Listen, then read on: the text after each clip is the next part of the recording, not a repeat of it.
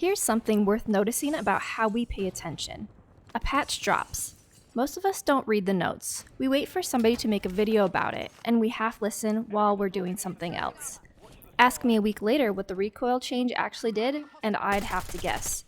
But somebody gets killed by a guy tracking through a wall, and suddenly they're a forensic analyst. Frame by frame, cursor on the crosshair, timestamps, 3 angles, a full case.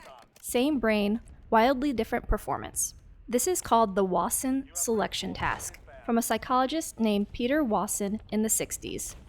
4 cards on a table, every card has a letter on one side and a number on the other. You can only see one face of each. The cards you can see show E, K, 4, and 7. Here's the rule you're testing. If a card has a vowel on one side, then it has an even number on the other side. Your job is to name the cards you must turn over to find out whether that rule is being broken. Pause it, actually try it. Most people say E and 4. The answer is E and 7. E is obvious, a vowel, so if there's an odd number behind it, the rule's broken.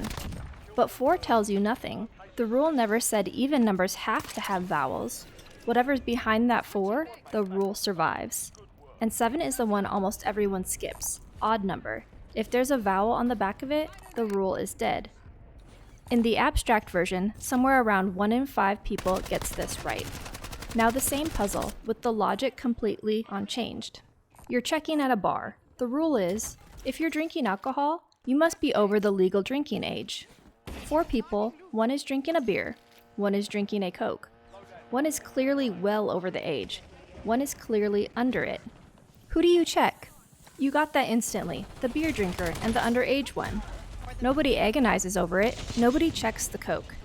And that is the identical logical structure as the card problem. Same form, same required moves. In this version, researchers found something in the region of 3/4 of people get it right.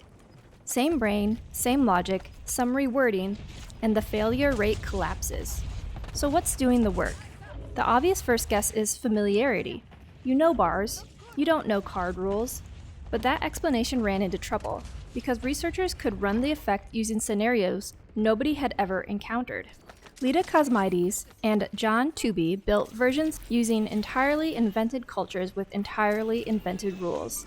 Fictional societies where, say, if you eat a particular root, you have to have a specific marking on your face.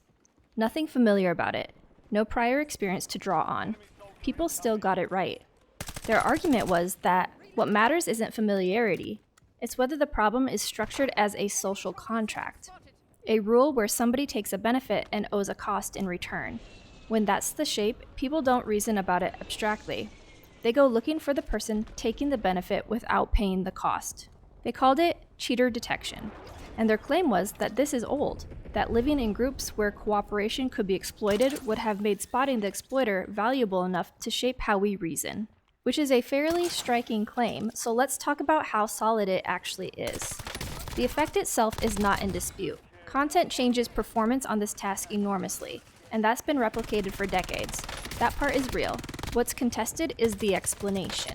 One competing account from Patricia Shang and Keith Holyoke says, "We're not running a dedicated cheater detector, we're running broader rules about permission and obligation. A permission schema. Anything shaped like, you may do X only if you've met condition Y, triggers it. Cheating is just one instance of a wider category." Another account from Dan Sperber and colleagues is essentially linguistic. It's about how the problem gets framed and what makes it relevant, not about a specialized mental tool at all. And there's a general objection to this whole style of argument. A story about what would have been useful in the ancestral past is very hard to test. It explains the finding neatly, and neat explanations of things that already happened should make you a little suspicious. So where does that leave us? The performance jump is rock solid. That it's specifically a cheater detector rather than something more general that cheating happens to fit inside is genuinely still argued over. Here's why any of this matters for the thing we've been building across this series. Whichever explanation is right, the practical fact holds. Your reasoning gets dramatically sharper when the problem is framed as catching a rule breaker. That's the forensic killcam analysis. That's someone who's never read a single patch note assembling a 5-point case about crosshair snap. The attention was always available. It just doesn't switch on for recoil tables. It switches on for someone got a benefit they didn't pay for. And now stack this against the first 4 videos, because this is where the whole series meets. You've got a mind that gets sharper and more motivated the moment it's hunting a rule breaker, sitting on top of a system that misattributes other people's success to character. Inside a community that tends to overestimate how common the rule breaking is, attached to a punishment drive that feels good regardless of whether you were right. That's not a person who's bad at spotting cheaters. That's a person who is extremely good at building a case, and who has no equivalent machinery for checking whether the case is true. Try this once. Next time it happens, when you're mid-case, building the timeline, absolutely certain, ask what evidence would make you drop it. If nothing would, you're not investigating. You're doing the thing the card puzzle is for.